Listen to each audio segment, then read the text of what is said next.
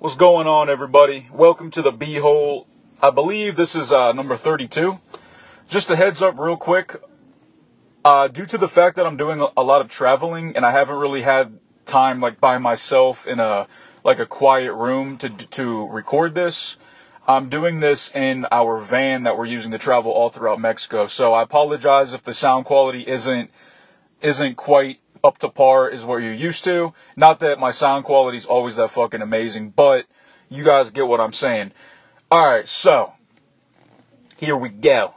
3 states of mind that are a choice. Again, I'm going to say it again. 3 states of mind that you can choose to have or not to have. Number 1, regret.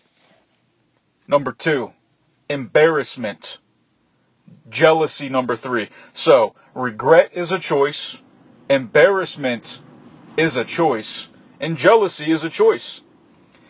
I've been here in Oaxaca for about, exactly like a week now, basically. 6-7 days, whatever. And my first night here, I got I got my hair tightened up, got a little haircut, and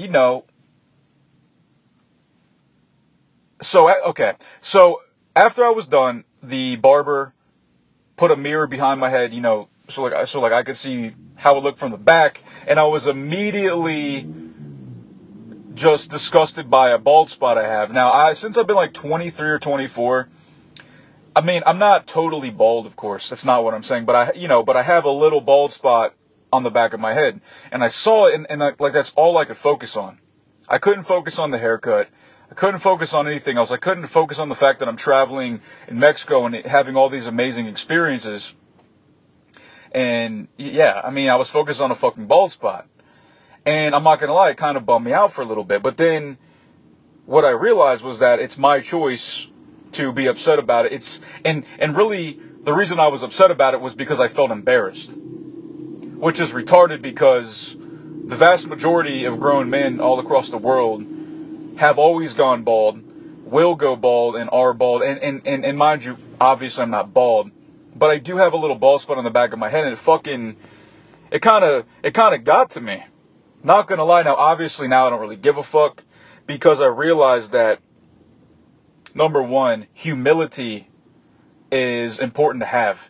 And humility is it's essentially the ability to laugh at yourself and not take yourself too seriously, and be humble, and not necessarily, for me at least, I don't like to be humiliated or embarrassed, of course, which again is a choice. Humiliation and embarrassment is a choice. But I just kind of started laughing when I saw this big old bald spot. I was like, you know what? Who gives a fuck? It's not that serious. And I should be able to laugh at myself, because I have 2 choices. I can fixate on something I can do nothing about and let it ruin me, or not ruin me, but like ruin my time, I guess. Or I could just laugh at myself and say, yeah, man, I'm fucking 30 years old, got a little bald spot, makes me look wise. Most guys got a little bald spot on the back or a receding hairline, so I'm actually pretty normal. Something else I wanted to talk about that I kind of touched on in my last B-hole was vanity, especially in men. Now, for women, we all know that since the dawn of fucking time, the ladies have been trying to look good. They've been trying to cover up their flaws with makeup, push-up bras, corsets to make their waist look thinner, high heels to make their butt appear bigger, and the list goes on. Women by nature are more insecure than men in the sense of their looks and their vanity. And I think that most women deep down inside would agree with me. And there's nothing wrong with that. Unless, of course, it's the excess and you're just a total fucking liar. Which, believe me, like, I've had some girlfriends in the past where I saw them without their fucking eyelashes or their makeup or whatever, and I was like, damn, like, I just fucked you. Like, you look like a fucking Ninja Turtle right now. I can't believe this shit. So vanity in men, though, is kind of sad and it's embarrassing. And I think that, okay, let me just back up here. My woman showed me this video a couple weeks ago. It was like an Instagram video or whatever, where this dude big, buff, like jacked as fuck, good looking guy, you know, beard, good head of hair, handsome guy, well spoken, like for all intents and purposes, a dude that most guys would want to look like, you know, big, buff, handsome, good head of hair, big old long beard, probably had a giant penis too, you know, who knows. But the whole video was about his little bald spot. And he turned around, he's like, man, it sucks. Like, every time I go to the bar, all I can think about is my bald spot. I can't believe I'm going bald, blah, blah, blah, blah. And he was basically showing off this powder that he would sprinkle on his bald spot to kind of cover it up. And my woman was trying to convince me that I should use it. And not because she has a problem with my bald spot. It's because I have said I have a problem with it. And she, you know, out of the goodness of her heart, my woman's a very, very, very good woman. She's always, like, thinking about me and, like, wants me to do well, wants me to be happy. So God bless her for that. But in her mind, it was a way to help me feel better about myself. And my whole thought is, like, how fucking insecure do I have to be as a guy to where every time I go out, I got to sprinkle some chemical powder on the bald spot to cover it up. First of all, what if I get sweaty and then it runs down the back of my head? What if I simply scratch my head? Am I going to get powder on my hand? What if I take a shower? What if this and that? And I kept thinking of, like, how fucking pathetic it is for a dude to essentially wear makeup. Because that's essentially what it is. Like, the thing is this. Like, I go to a bar or a party or anywhere and people see me with a bald spot. And then the next time they see me, I have no bald spot. Which they might not think twice about it, but some people might, especially if they see me like, well, like, sometimes Brayton has a bald spot, sometimes he doesn't. Does he wear makeup? Does he put, you know, I don't want that. And I guess the moral of this little rant is this. When you seek others' approval, you are the one who suffers. Let that sink in. And it could be about a bald spot. It could be about the kind of clothes you want to wear. It could be about being open about your sexuality. It could be the fact that you grew up in a small town, or not even a small town, but you just grew up somewhere and you really want to travel the world. But you don't because you fear the judgment of others. And dude, a lot of people deal with that, man, on many, many, many different planes. Like I said, it could be socially. Well, it's always socially, right? Because it involves other people, right? It could be your family, your friends, your coworkers, your boyfriend, your girlfriend. The list goes on. When you seek others' approval, you are the one who suffers. You're the one who holds yourself back in order to make other people feel comfortable. 9 times out of 10, when you take the leap anyway and do what the fuck you want, if the people in your life really love you and they're worth having in your life, then they're going to support you. As long as you're not doing anything to truly hurt yourself, I would imagine. You know, you become imprisoned within yourself while others see you in a way that makes them more comfortable. Does that make sense? You know, there's so many guys that go bald, right? And like I said, they get the bald spot powder, which is maintenance. That costs money. It shows a lack of security in yourself, you know, right? Guys get, what the fuck is it called? My grandfather used to have, what the fuck is it called? A toupee. It's essentially a male wig, right? I almost call my grandpa the motherfucker, but seriously, the motherfucker used to work for the CIA. My grandfather worked for the CIA for like 35 years. And he was bald. He was bald since he was like 20 years old. His wife didn't care, you know, aka my dead grandmother. But in order to, I guess, fit in with his CIA cohorts, he had a toupee all the time. I'd imagine that shit got uncomfortable. Especially the toupee technology decades and decades ago couldn't have been all that good. I bet his head got itchy, sweaty, probably got fucking rashes on his head. You know, but fuck that, dude. People get hair plugs. And if you guys listen to the Joe Rogan podcast, which I don't listen to all of his podcasts, but I listen to a good bit of them. If you guys know anything about Joe Rogan and you know, have known about him for a while, he started going bald a while ago. His hair looked like shit. And then he even said that he just shaved it and it was the ultimate freedom. That it was the ultimate freedom. Because he didn't have to succumb to the hair plugs, the fucking Propecia, the Rogaine, and all this stuff, which has all these adverse side effects that are very, very bad for you. So that's just kind of my point, is that, you know, instead of seeking approval, seek freedom from the imprisonment of seeking approval. Does that make sense what I'm saying? It could be anything. People email me all the time, they're like, dude, I want to travel, but my parents will judge me, or my bitchy girlfriend will judge me, or my friends doubt me. Well, they're just voicing their own fear of failure to you.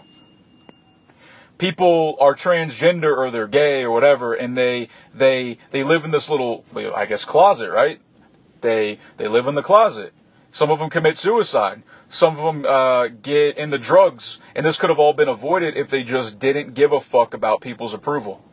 Imprisoning themselves within themselves. That's a fucking deep issue. That's a deep predicament, man. I mean, like, if you really think about that. And all it takes is a fucking decision. Now, people might be asking me, well, Brayton, why don't you shave your head? You know, you got a little bald spot. Well, first off, it's not to the point where I need to shave my head. I mean, I can pull it off fine. I just have a little spot on the back of my head that where the hair is thinning. It's not totally bald, but it's noticeable. And I've just began to accept it, like, yeah, I'm 30 years old. You know, this is what happens. It's a sign of high testosterone. Makes me look more wise. It's all natural. And it shows that I'm secure with myself. Now, will it get worse over time? Yeah, I mean, it's not going to get better, right?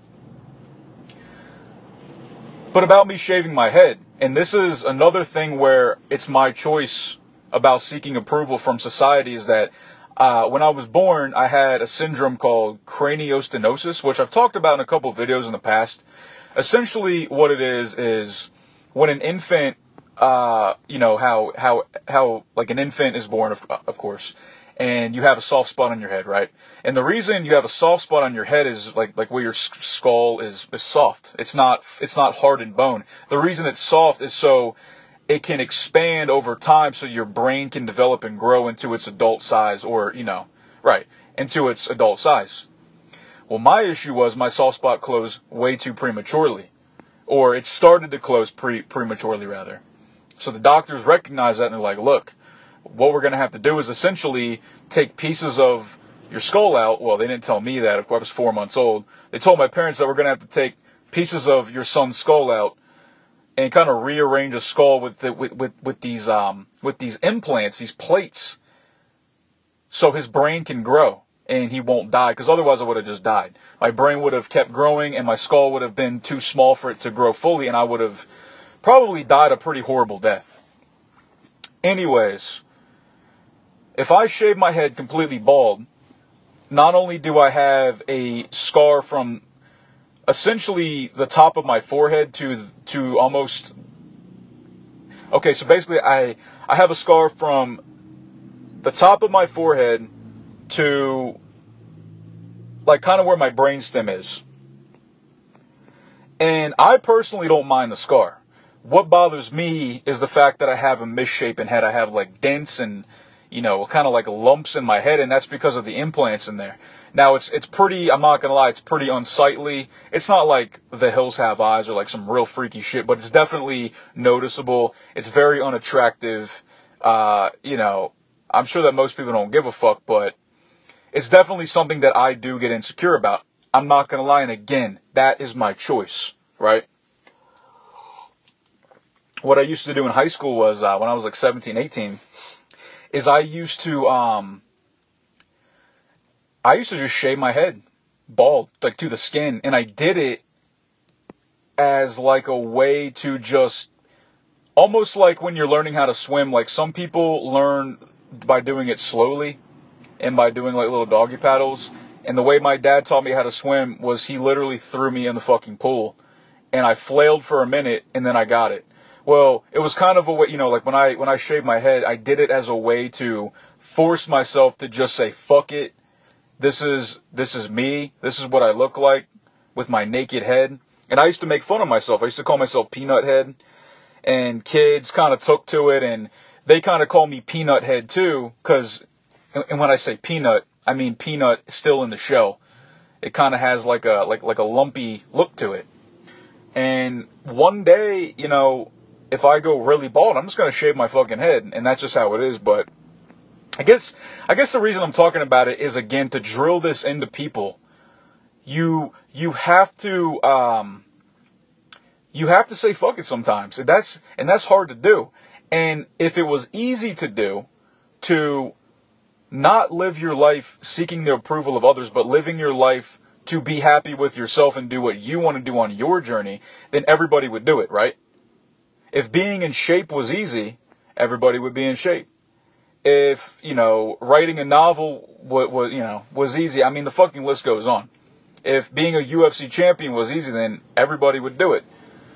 If making sacrifices and maybe maybe if you cut off some not so savory friends in your life and buckle down at your job and save up your money and stop going out to the bars on the weekend or every night and save up your money and then travel the world or started a business or did whatever, then everybody would do it, right?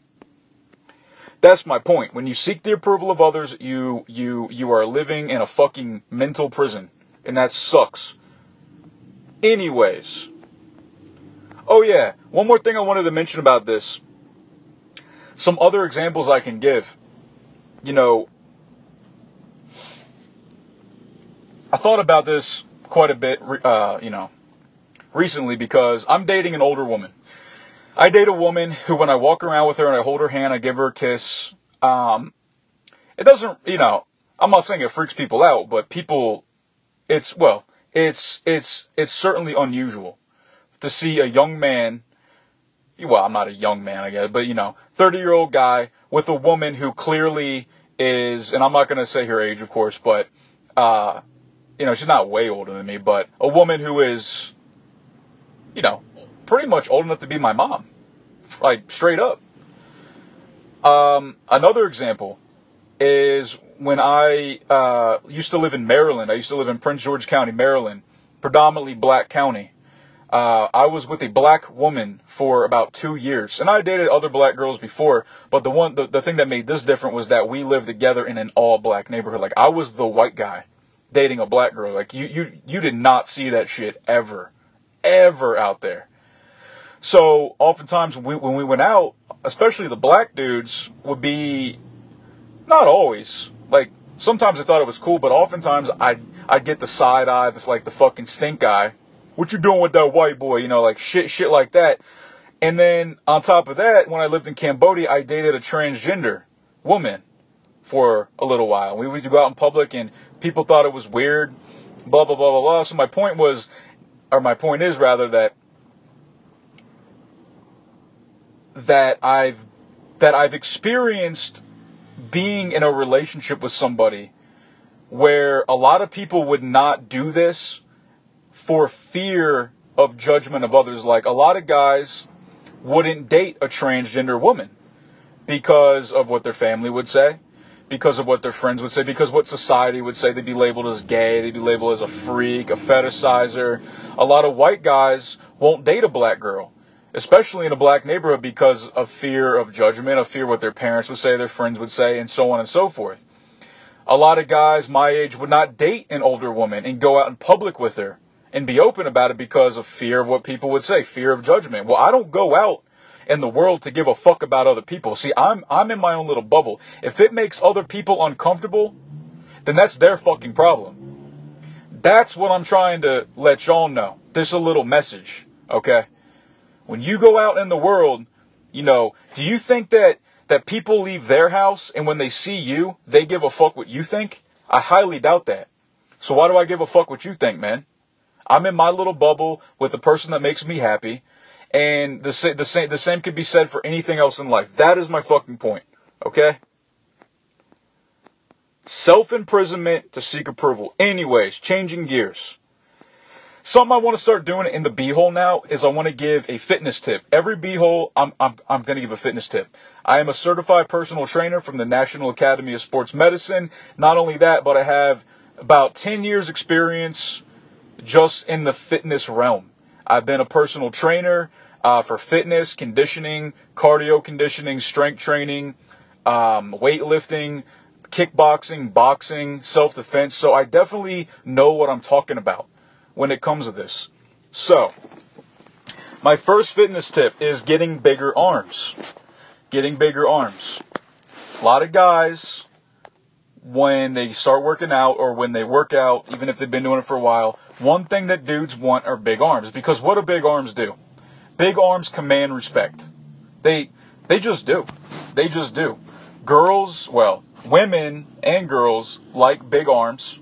Listen, every woman I've dated, I've asked them, what do you like on a guy? Like, what kind of like feature do you like on a guy in terms of his body?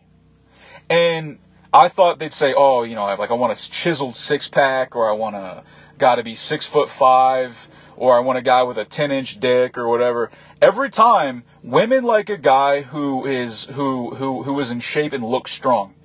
And when you have a shirt on, even especially a t-shirt, what else would make you look stronger than big arms? And obviously big chest, big back, big legs too. But a lot of guys want big arms. So let's talk about how to get big arms.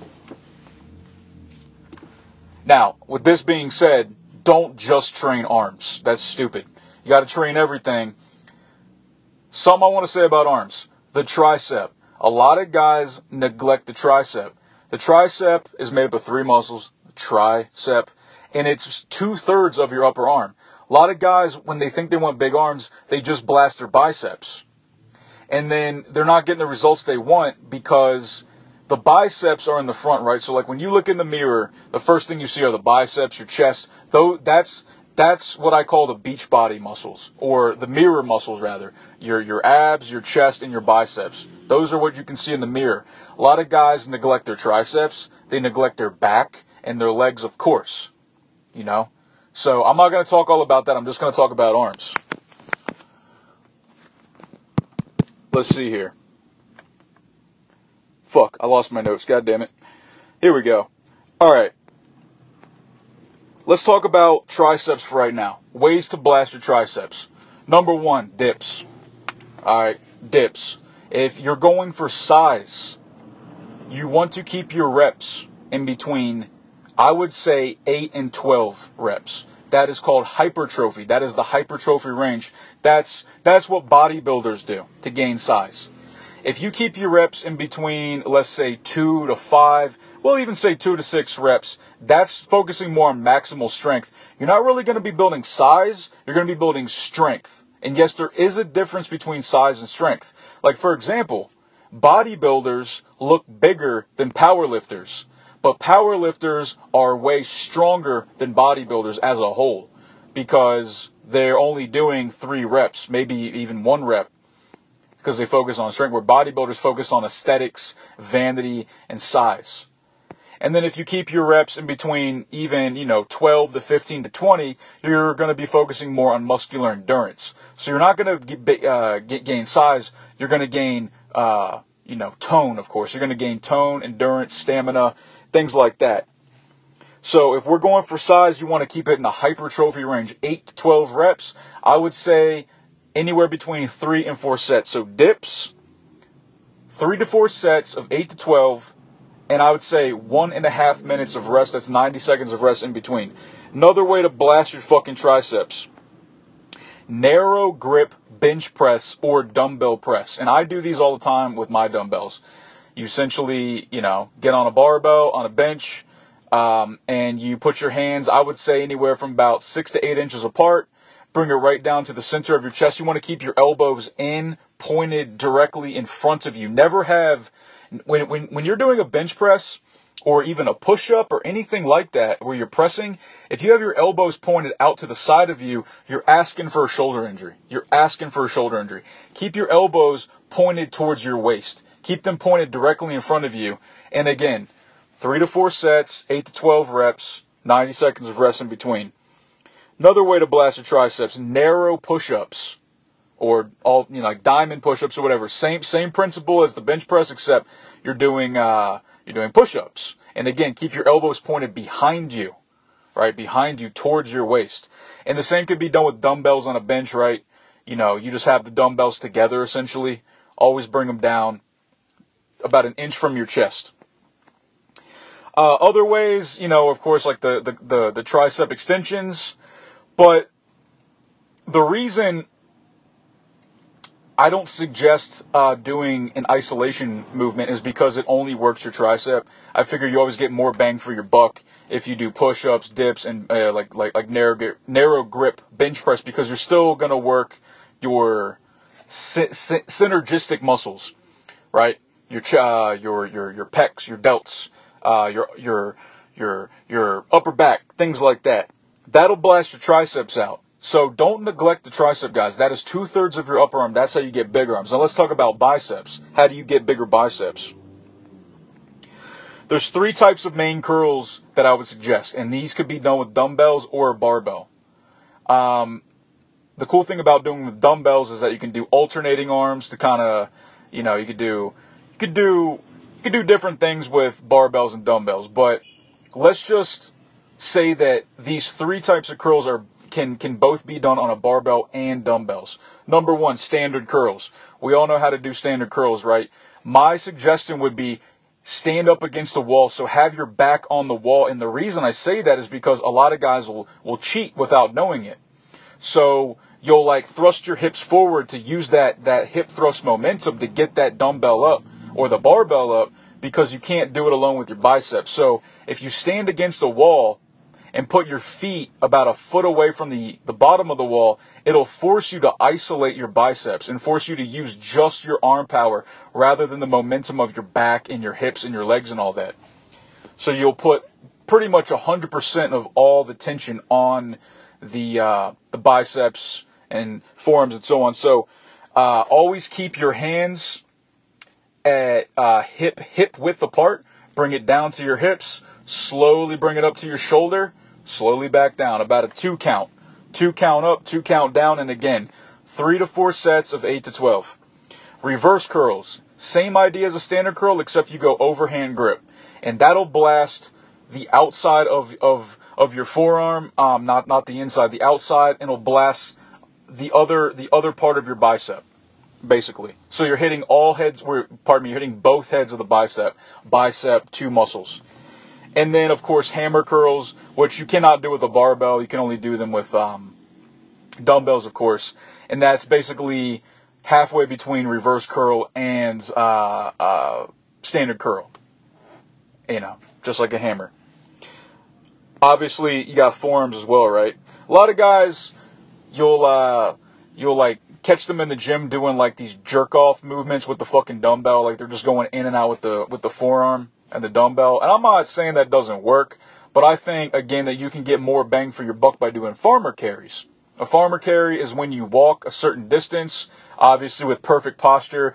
You have heavy ass dumbbells that you carry, and they really, really work your grip strength. They work your traps, which make you look bigger as well. If you have big traps, they make you look bigger.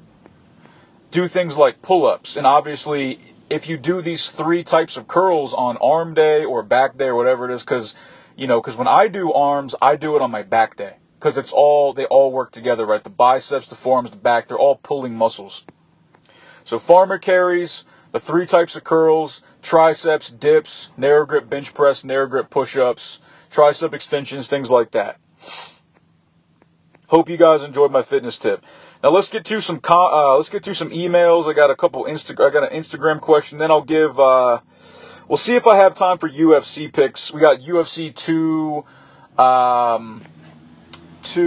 What the fuck is it? I'll pull it out. I think it's UFC 234 coming up.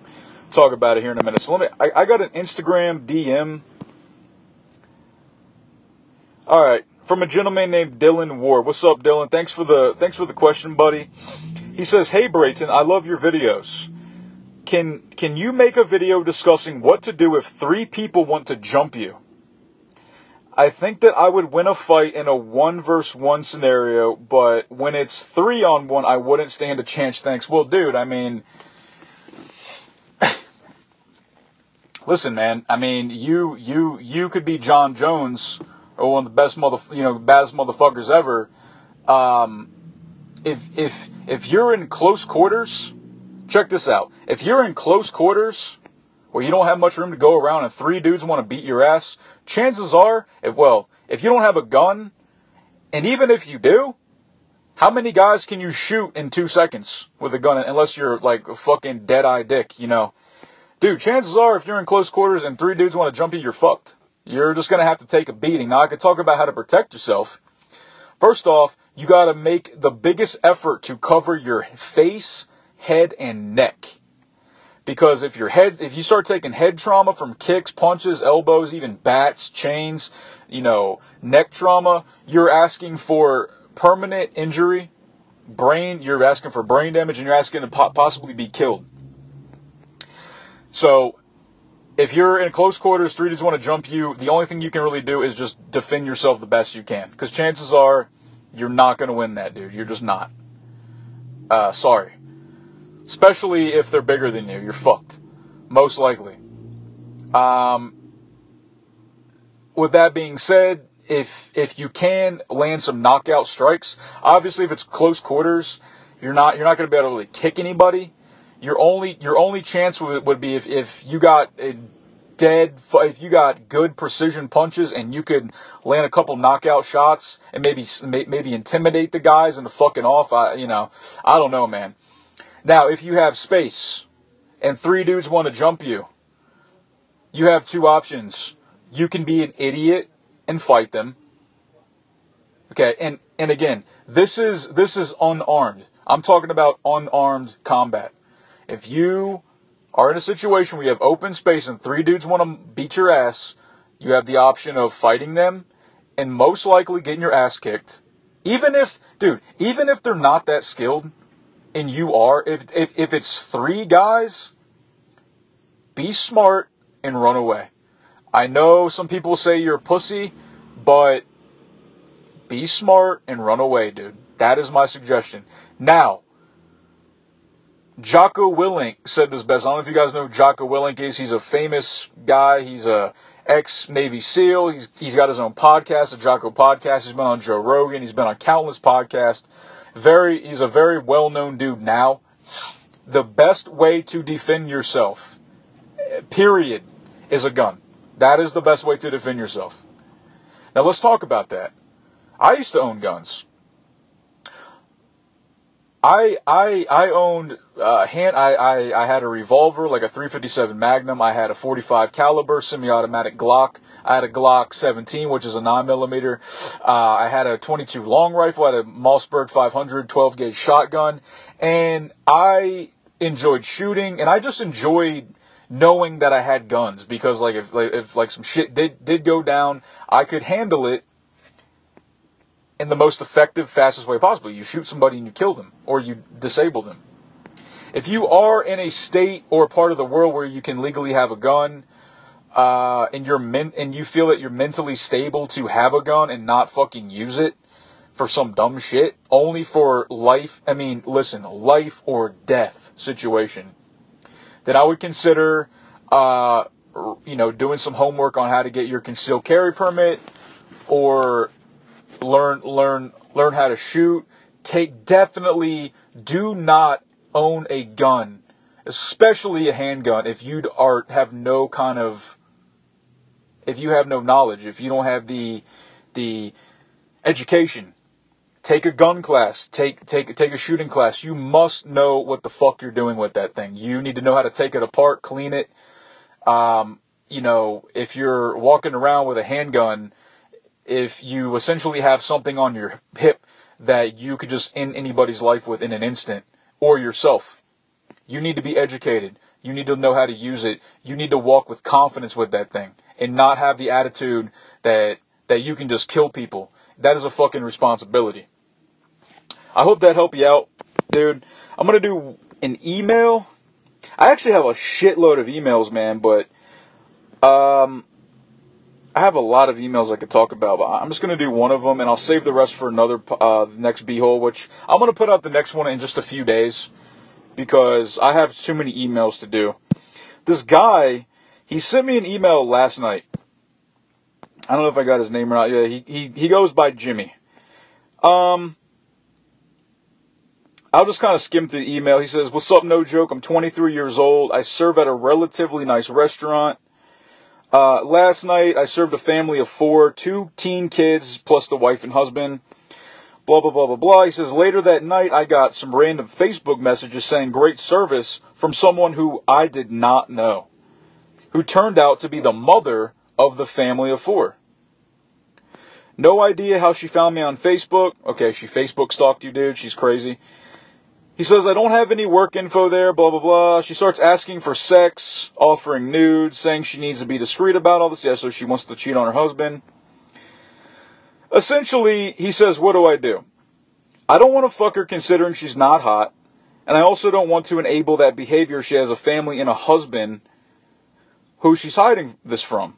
Do I block her online? Do I play the friendly game, considering they tip me very well? And will again, even though the next time it'll be extremely awkward. Yeah, dude.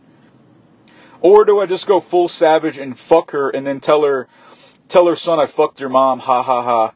Please let me know. Blah. And he actually sent me several screenshots of this, of the text messages.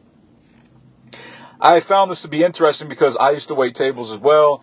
And I never really,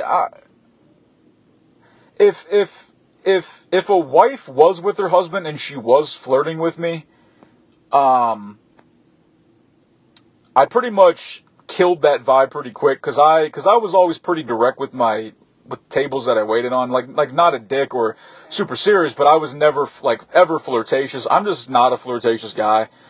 But anyways, I could kind of relate to it, and I kind of got what he was saying, and I actually did reply to him. Now, here's the deal, man. This woman, this is not her first time doing that shit.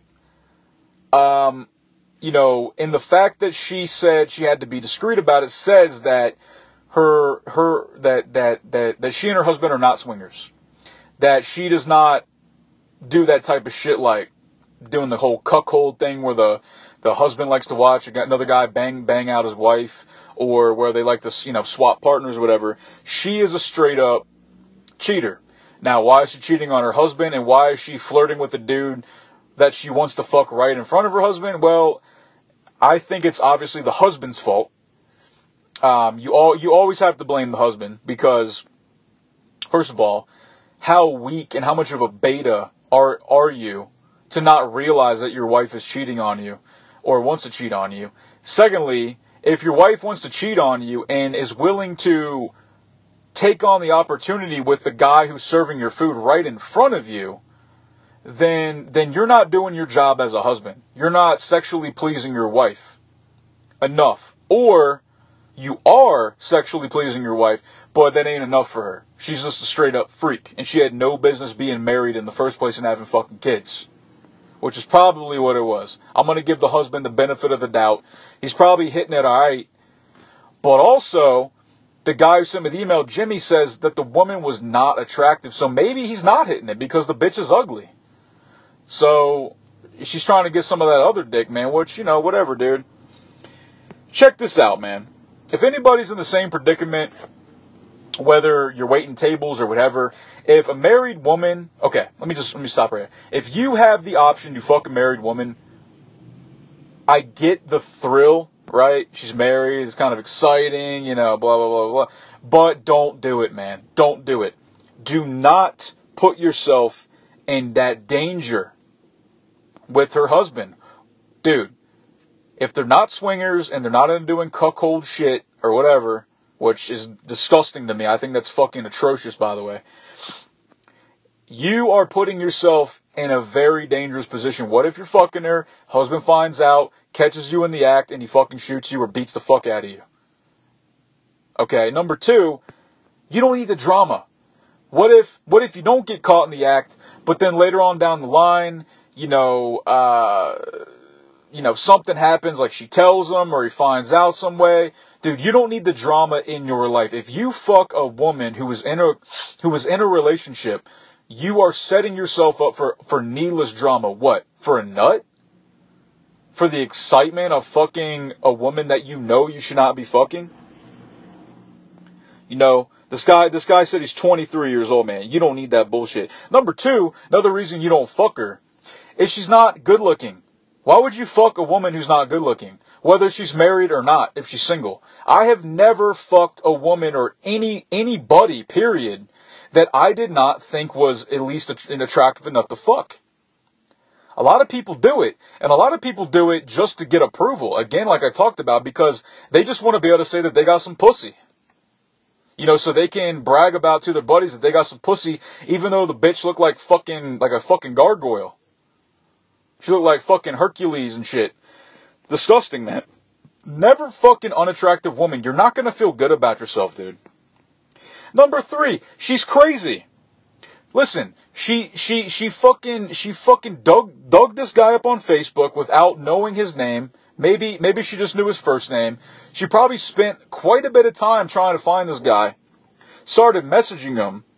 She's going to do this with her husband and children right there in front of her. Bro. She's crazy. And she's a cheater. Which leads back to the needless drama in this guy's life. Alright? What does that say about a woman if she's a serial cheater? Because I guarantee that she did not, that this guy was not the first guy that she tried to hook up with when she went out to eat. And what the fuck else was I going to say about this? What the fuck? I fucking lost my train of thought. God damn it. Anyways, my point is this, guys. Don't fucking marry a woman. Not fucking worth it. She's ugly. I mean, he was asking me if he should block her. Yeah, dude, you block her.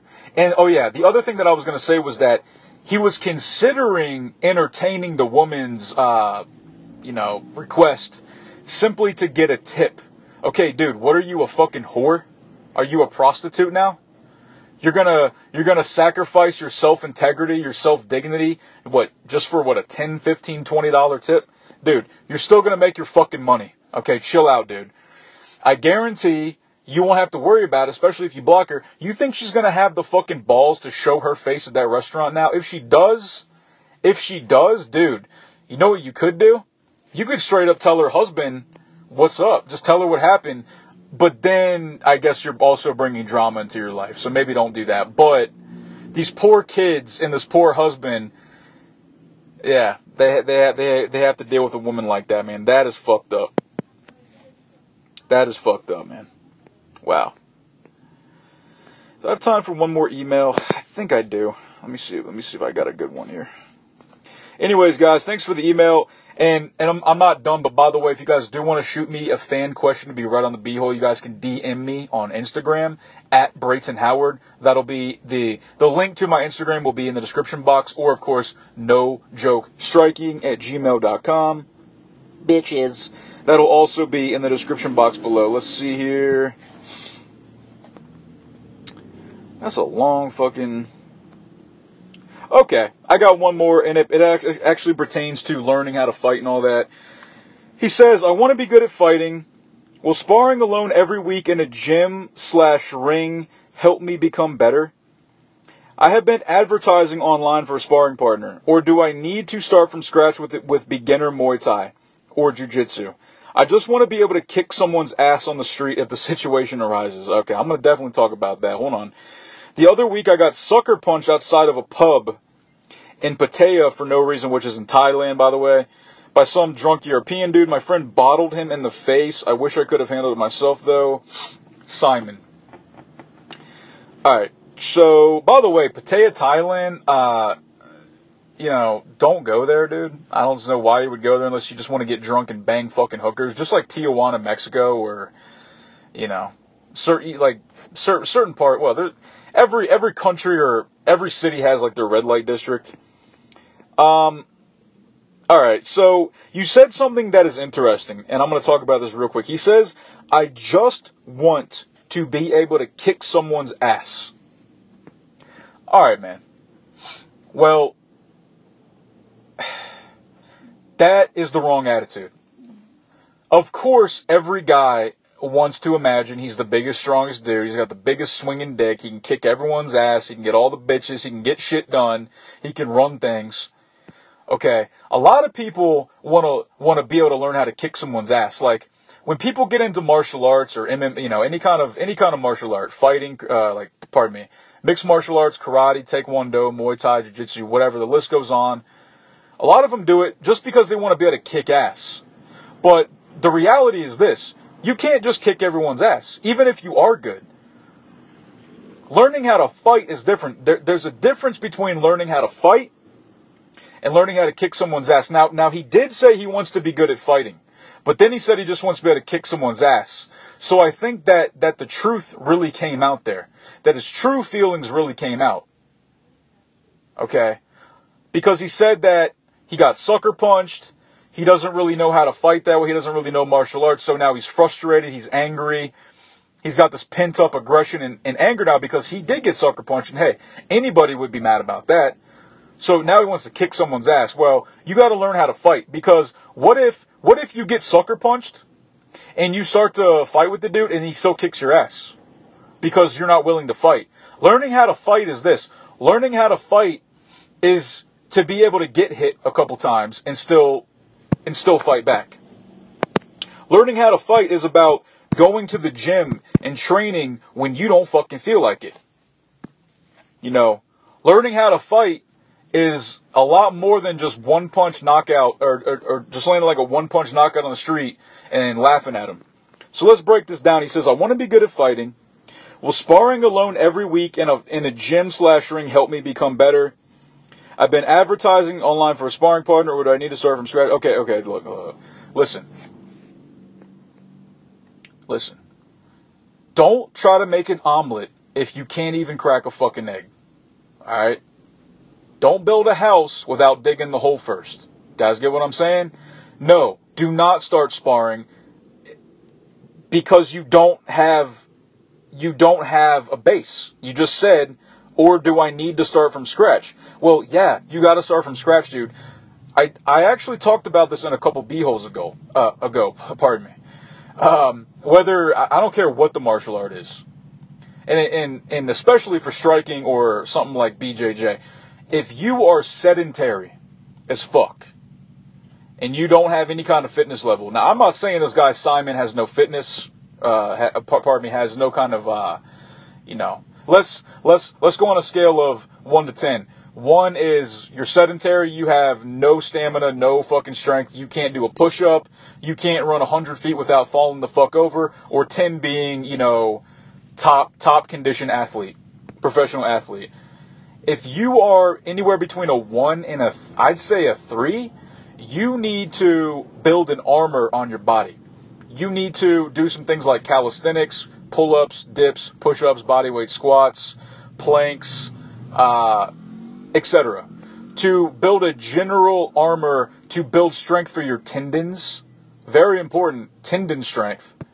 Your joint strength, muscle strength, of course, and just your cardiovascular conditioning before you start doing something like Muay Thai. Now that begs the question, well, won't Muay Thai get me in good shape? Yes, it will. Yes, it will. But if you're not, check this out, if you're not used to hitting things a lot, you're going to get hurt. One of the first injuries I ever had when I first started training Muay Thai and boxing was I got tennis elbow in my left arm. I used to always get that. It's basically on the inside of your forearm, there's a couple tendons there, and it was so fucking sore because I wasn't used to striking that often. And if you're going to be doing Muay Thai on a regular basis, especially to a point where you want to get competent enough to fight and spar, it's going to take time to build tendon strength. And that's actually the biggest thing is tendons. I'm going to talk about that real quick. Tendons don't get a lot of blood flow because they're tendons, right? They don't get blood, so therefore, well, they do, but they don't get much. And it takes them longer to heal, is my point. Joints and bones and muscle heal pretty quickly because they get a pretty good supply of blood, whereas tendons and like the ligaments take a while to heal. That's why it's important for you to start slow and build an armor. So you need to start doing things like pull-ups, dips, push-ups to get those tendons in your arms and also in your legs, like with bodyweight squats, running, get them accustomed to taking trauma and shock. Because if you just have no fitness level and you start going in there and kicking and punching and elbowing and doing all this calisthenics, You might be okay for the first week, but then something's going to hurt. Something's going to pop, and then you can't fucking train. That's my point. And then you want to spar. Well, why would you spar if you have no skills, dude? Why would you spar if you have no skills? You know, you could do some light flow sparring with another guy who has no skills, but you need to take I'd say if you're going to spar, and obviously this totally depends on the person. Like, when I first started training Muay Thai and all that, I was sparring within the first few weeks simply because I took to it pretty well. I was already in good shape. I'd already been doing some weightlifting. I already was pretty tough. I already kind of knew how to throw punches and stuff. And don't get me wrong, I definitely got beat up in sparring sometimes, but my coaches let me do it. Any decent gym worth its salt, well, I'm not even sure if that's an expression, but I'm going to use it. Any decent gym worth its salt will have coaches that'll give you permission to spar. If you start training and they can see that your conditioning is terrible, that your technique is awful, that you're just sloppy and this and that, any decent coach would not let you spar for 2 reasons. Because you can get your ass kicked, which is the most obvious reason. But number 2, if you have no control over your movements in martial arts, and this goes especially for Brazilian Jiu-Jitsu and things like boxing and Muay Thai, like striking, if you don't have control and you're sloppy, you are going to be a bad sparring partner. Because you're going to go too hard, you're not going to have restraint, you're going to flail, you're going to lose your cool. And I actually did that one of my first times sparring. I was sparring my coach. It was my first time ever sparring Muay Thai, and my coach let me spar him. And after the buzzer went off, I didn't hit him hard, but I threw a left hook and landed in his face. And thankfully, he was a decent enough dude to not, A, fuck me up, B, kick me out of the gym, or C, make an ass out of me in front of everybody. But he just said to me, he kind of shook his head with a disappointed look. He's like, God damn it, man. That's why I don't let the new guys spar. And when he said that, I just felt like so shitty. I felt like a piece of shit. But I kept showing up, and I didn't let that get me down. And obviously I kept sparring and stuff, and I got better. But anyways, I feel like I'm rambling now. But I'm also giving good advice here. You need to learn the techniques. You need to let your body become accustomed to the trauma, the fucking techniques. And if your coach says you can spar, then spar. Always ask your coach after at least a month or so of training. And I'm sorry you got sucker punched, dude. I think I'm gonna wrap this up. I mean, I'm already 53 minutes. If I do UFC fight picks, I mean, it's going to take me a long time to do. I'm going to put out a B-hole in the next few days. I'm going to do more emails. I'm going to talk about my travels here in Mexico. Guys, by the way, Mexico is fucking amazing. It is absolutely amazing, dude. I'm having one of the best times, well, probably one of the most amazing times of my life here right now. Just the things I'm getting to see, the experiences I'm having, the food I'm eating, just the days I'm having. It's going great. And if you guys want to check out my Instagram, I post new pictures, small little, like some video clips on there that are exclusive to Instagram. Please follow me, guys. And again, you can DM me for fan questions to be read on the B-hole or a No Joke Howard video. My handle is @BraytonHoward, and I'm going to put the actual web address in the description box and comment section. And as always, guys, my email, nojokestriking@gmail.com. Bitches. You guys can email me on there. You can tell me what's up. If you'd like me to help you in a situation in your life, give you advice, and again, read a question on the B-hole or No Joke Howard video, I'd be more than happy to. If it's something worth talking about, and please keep it to 2 to 3 paragraphs or less. Anyways, guys, thanks for listening. The new B-hole will be out in just a few days, I promise you. And stay tuned for more videos. I got them coming out every single day, man. All right, y'all. Peace!